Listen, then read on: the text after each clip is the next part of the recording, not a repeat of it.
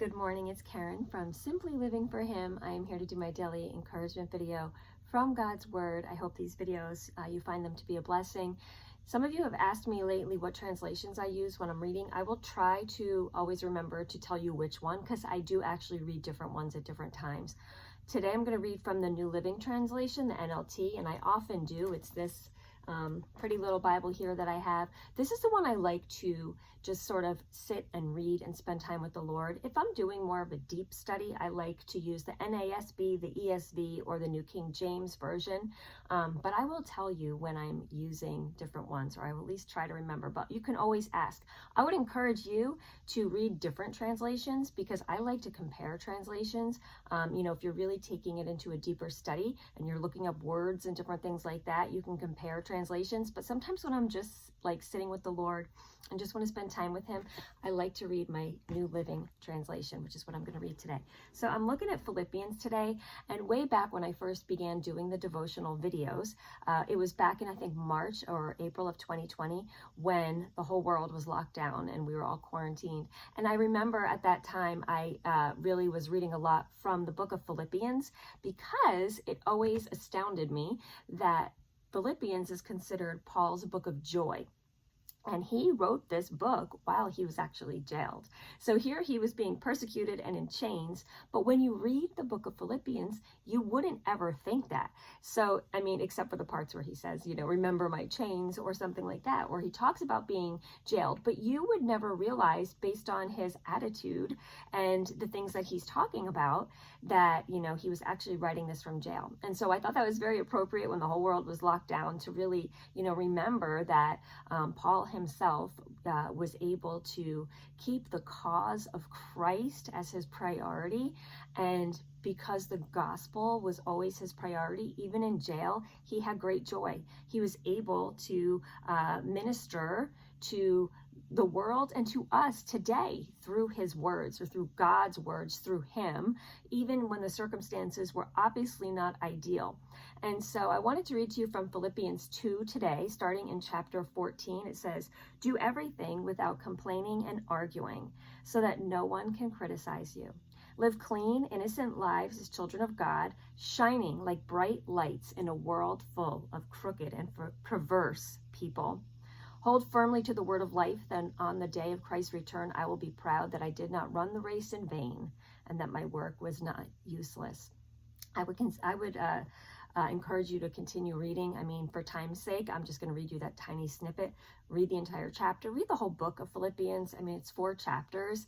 And again, keeping in mind that when Paul wrote this, he was actually in jail. And so imagine he's in jail and he's saying, do everything without complaining or disputing. Look around our world today. You don't see a lot of that, right? Everybody these days is complaining or disputing. And so I want to tell you a really funny story, because I had been recording this video. Actually, this is take 2, a little behind the scenes. I had been recording this video and I was literally talking about not complaining and not having this, negative attitude and arguing or just complaining.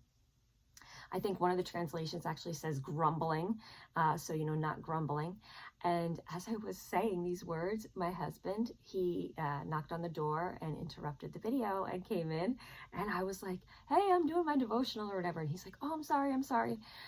And he walked out and I was like, I have to do it all over again. And then I was like, oh, isn't that funny that God just gave me that example, because I was grumbling and I was complaining as I was talking about it. And so it just was like so funny, like, okay, God, you gave me this tiny little example. But when he walked in, when I was doing the first take, I was saying that I want to give you guys a 24-hour challenge. Like, could you do all things without complaining or disputing for 24 hours? And I bet if you try that, it's going to change your life. It's probably easier to do that outwardly. I bet you could avoid complaining outwardly, and I bet you could avoid disputes or grumbling.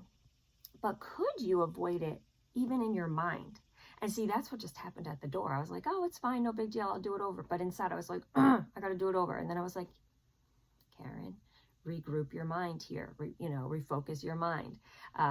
Because when Paul says do everything without complaining and disputing, I think he means it, everything. It's our whole attitude. And he actually goes on to say that here, or maybe it's not here, but this whole passage actually is talking about having the attitude of Christ.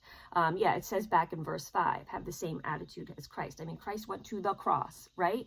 So when we think about that, it's like, okay, these little things that we complain or dispute about, and then there are some big things, but could you do that even in your own mind? Could you have that mindset where you don't grumble and complain? Because let's face it, what's in our mind is really more important sometimes than our outward behavior, because that's where it all begins. That's what shows what's in our heart. So yeah, you may walk around and be like, oh, I'm not going to complain and I'm going to look all positive. But if you're on the inside complaining over everything, or going on the internet and seeing people arguing and you're having kind of like mean thoughts in your head, that's really just as bad.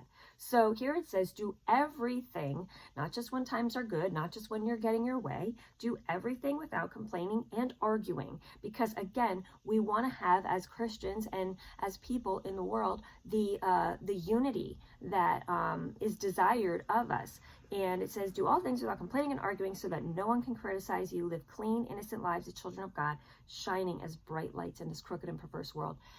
When you're out there in the world and you're just getting sucked into the arguments, to the negative thoughts, to the complaining over everything, when you're doing that, you're just blending in with the world. You don't stand out as a bright light and look differently. And actually, when we're complaining, it's really prideful.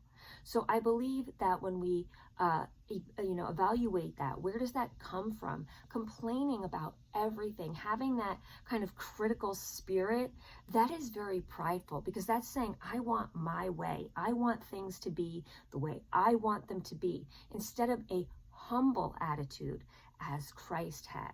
And when we walk this world in humility, we're not going to complain. We're not going to have that negative attitude. We're not going to argue over everything. You know, there's certainly room for debate and there's certainly room for discussion, but what he's saying here is arguing, right? And because arguing definitely has more of an intention there of just like, I want to be right.